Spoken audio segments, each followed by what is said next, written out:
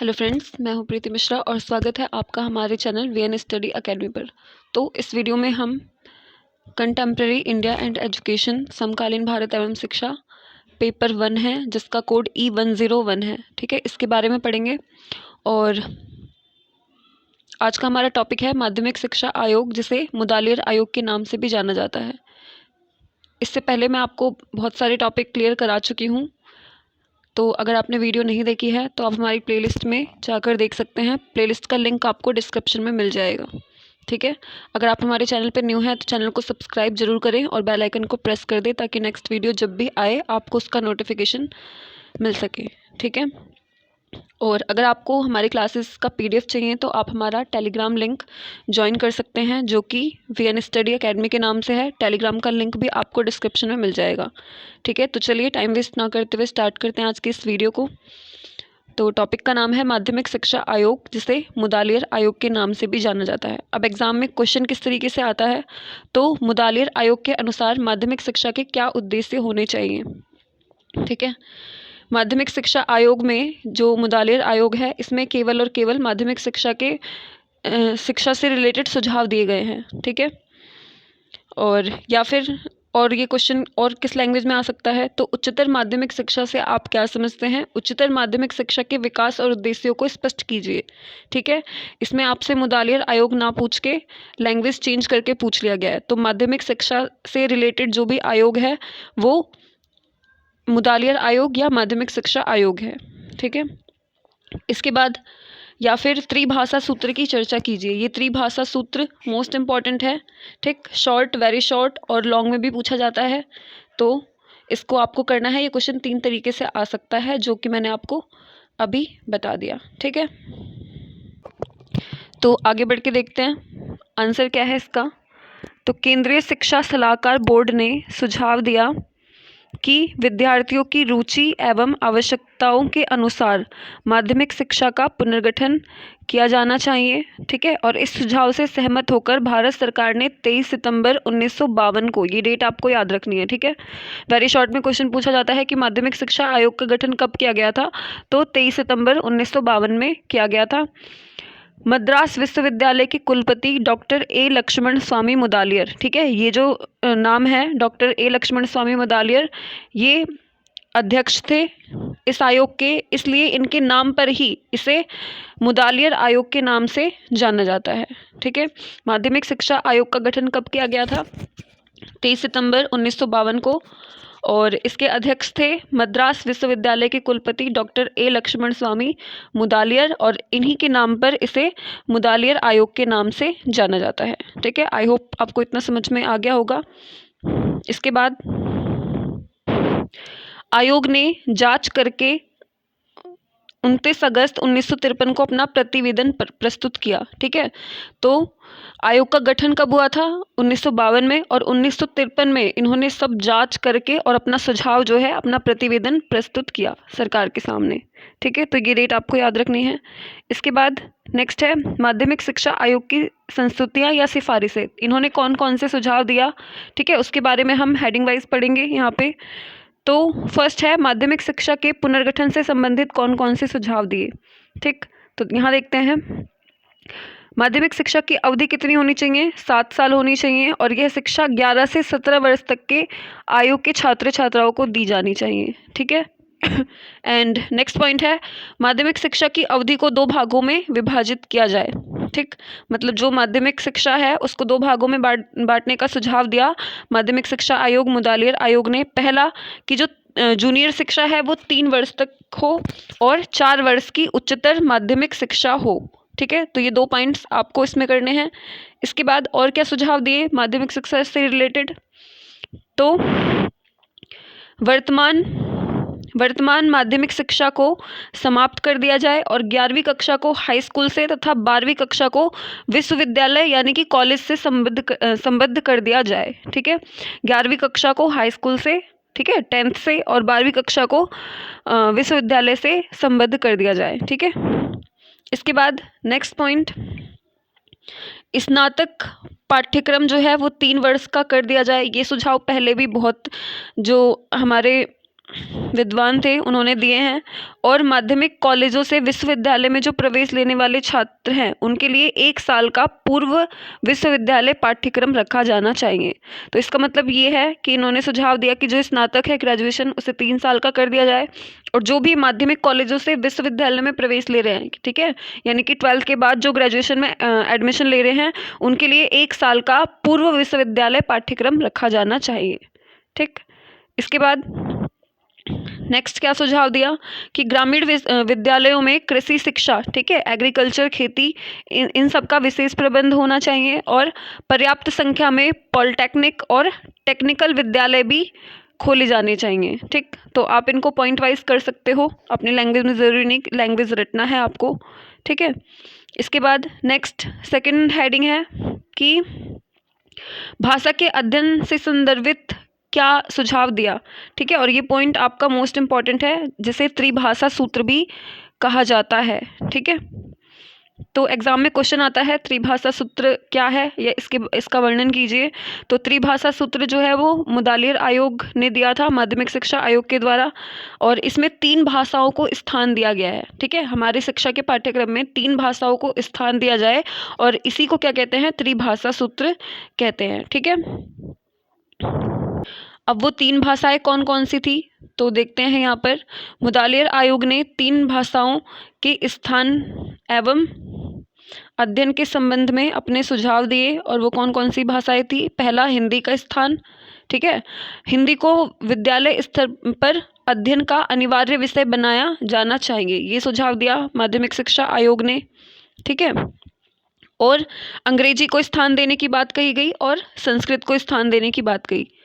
ठीक है, तो अंग्रेजी के पक्ष में क्या तर्क दिया कि मुदालियर आयोग ने माध्यमिक विद्यालयों के पाठ्यक्रम में अंग्रेजी को स्थान देने का सुझाव दिया, और मुदालियर आयोग का विचार था कि अंग्रेजी जो है वो लगभग सभी राज्यों में माध्यमिक स्तर पर अध्ययन का अनिवार्य विषय है। ठीक है, इसको भी कंपलसरी माना गया और उसे उसी स्थान पर रहना चाहिए। ठीक, अंग्रेजी जो है वो भारत के शिक्षित वर्गों में अधिक लोकप्रिय है, मतलब भारत के जितने पढ़े लिखे लोग हैं, ठीक है, वो उनकी अत्यंत लोकप्रिय भाषा है, वो ज़्यादातर इंग्लिश बोलते हैं, और अंतर्राष्ट्रीय क्षेत्रों में, इंटरनेशनल फील्ड में भारत की जो आज स्थिति है वह अंग्रेजी का ही परिणाम है।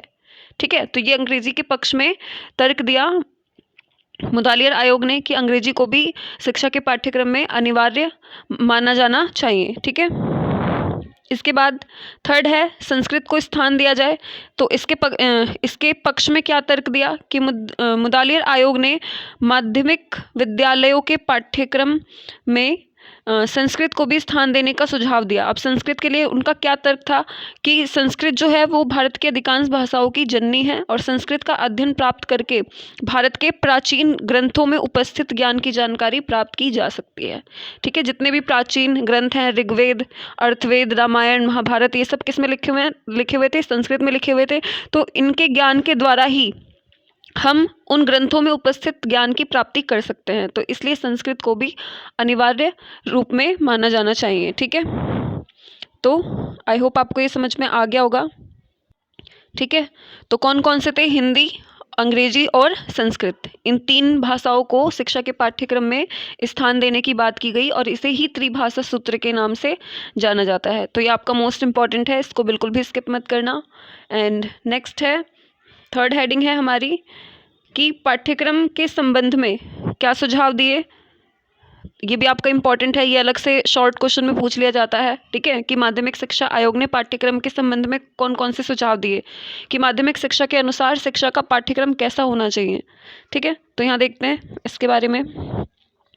सबसे पहले मिडिल या जूनियर हाई स्कूल के लिए कौन कौन से सब्जेक्ट होने चाहिए। तो भाषाएं, लैंग्वेज हो गया। ठीक, लैंग्वेज में कौन कौन से लैंग्वेज, 3 जो मैंने आपको बताए थे, हिंदी, अंग्रेजी और संस्कृत, ये 3 अनिवार्य थे। ठीक है, इसके अलावा सामाजिक विषय, सामान्य विज्ञान, गणित, कला, संगीत, ठीक है, हस्तशिल्प मतलब क्राफ्ट, ठीक, और शारीरिक शिक्षण। ठीक है, तो ये सारे सब्जेक्ट किस में थे, मिडिल या जूनियर हाई स्कूल थे। ठीक है, अब आगे हाई स्कूल या हायर सेकेंडरी के लिए कौन कौन से सब्जेक्ट थे? तो हायर या हाई सेकेंडरी स्कूल के पाठ्यक्रम को माध्यमिक शिक्षा आयोग ने 2 भागों में बांट दिया, एक आंतरिक विषय और एक वैकल्पिक विषय। जो आंतरिक विषय थे वो अनिवार्य थे, वो सभी के लिए कंपलसरी थे, वो सबको ही लेना था।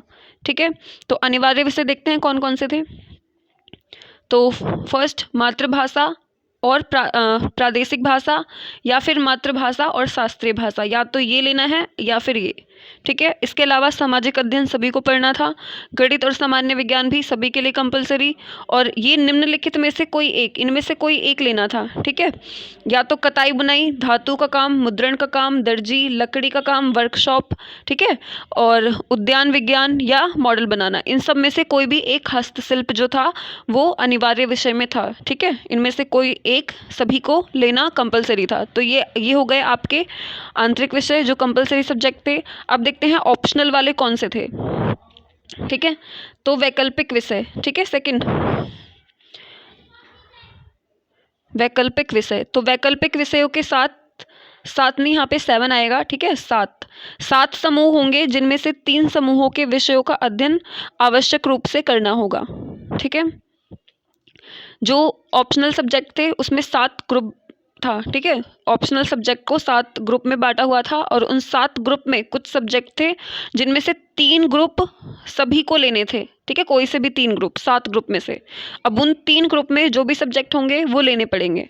ठीक है, तो देखते हैं यहाँ पे फर्स्ट है विज्ञान। जो विज्ञान को चूज करता, ठीक है, सिलेक्ट करता, उसको भौतिक विज्ञान, रासायनिक विज्ञान, जीव विज्ञान, गणित, भूगोल, स्वास्थ्य और शरीर विज्ञान, ये सारे सब्जेक्ट पढ़ने पड़ते। ठीक है, इसके बाद प्राविधिक में क्या था? व्यवहारिक विज्ञान, व्यवहारिक गणित, मैकेनिकल इंजीनियरिंग और विद्युत इंजीनियरिंग। और थर्ड क्या था? मानव विज्ञान में अर्थशास्त्र हो गया, नागरिक शास्त्र, गणित, मनोविज्ञान, अर्थशास्त्र, संगीत, गृह विज्ञान और इतिहास। मान लीजिए अगर आप 7 समूहों में से ये ऊपर के 3 अगर सिलेक्ट करते हैं तो आपको इन तीनों में जितने ये सब्जेक्ट दिए गए हैं ये सभी आपको पढ़ने पड़ते। ठीक है, तो मतलब हम ये कह सकते हैं कि माध्यमिक शिक्षा आयोग जो था उसमें पाठ्यक्रम बहुत ज़्यादा हैवी हो गया था। ठीक है, बच्चों के लिए। इसके बाद फोर्थ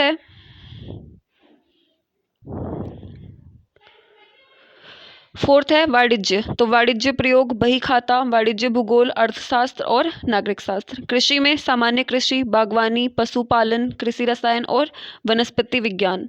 ठीक, 6 पॉइंट है। इसके बाद ललित कलाएं। तो ललित कलाएं में कला का इतिहास पढ़ना था, कला, आलेखन, चित्रकला, संगीत, नृत्य आदि। और गृह विज्ञान में पोषण, पाक कला, गृह अर्थशास्त्र, मातृकला, शिशुपालन, गृह प्रबंध और गृह उपचार। तो इन 7 समूहों में से कोई भी 3 समूह लेने थे विद्यार्थियों को, और उन तीनों समूह में जितने भी सब्जेक्ट होंगे वो सारे उनको पढ़ने पड़ेंगे। तो माध्यमिक शिक्षा आयोग ने जो पाठ्यक्रम का सुझाव दिया था वो बहुत ही बर्डन वाला था, बोझिल था, ये कह सकते हैं हम। ठीक है, तो ये पाठ्यक्रम भी इम्पॉर्टेंट है, इसको करना है आपको, ये शॉर्ट में भी आ जाता है। ठीक है, इसके बाद देखते हैं धार्मिक शिक्षा से रिलेटेड कौन कौन से सुझाव दिए। तो धार्मिक शिक्षा जो है विद्यालयों में दी जा सकती है, और यह शिक्षा विद्यालय के शिक्षण के समय से पहले या बाद में दी जानी चाहिए। मतलब जो भी हमारा स्कूल टाइम है या तो स्कूल टाइम से पहले दी जाए धार्मिक शिक्षा, या स्कूल टाइम के बाद दी जाए। ठीक है, स्कूल टाइम पर नहीं दी जा सकती। इसके बाद शिक्षा को प्राप्त करने हेतु किसी को बाध्य नहीं किया जाना चाहिए।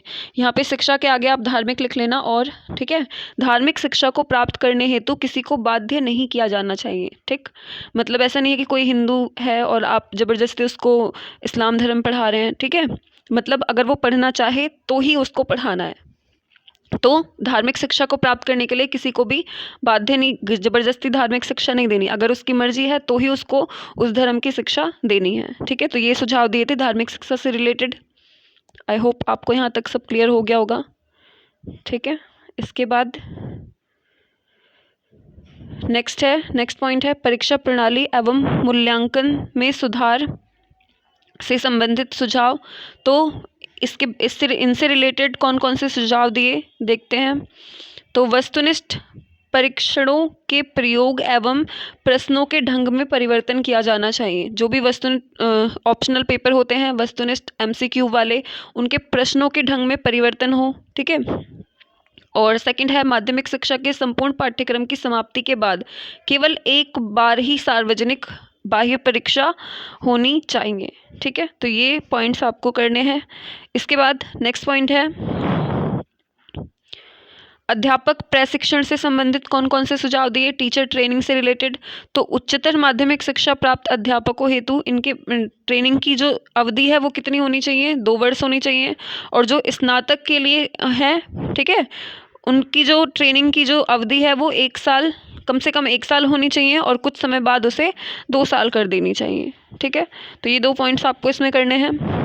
अब इसके बाद आता है मुदालियर आयोग का मूल्यांकन। मूल्यांकन में हम क्या करते हैं, उसके गुण और उसके दोष लिखते हैं। ठीक है, कि जो भी आयोग ने सुझाव दिए हैं वो कौन कौन से अच्छे हैं उनको आप उनकी विशेषताएं यानी कि गुण में लिखोगे, और जो भी दोष है, जो भी गलत सुझाव है उनको उसके दोष में लिखना है।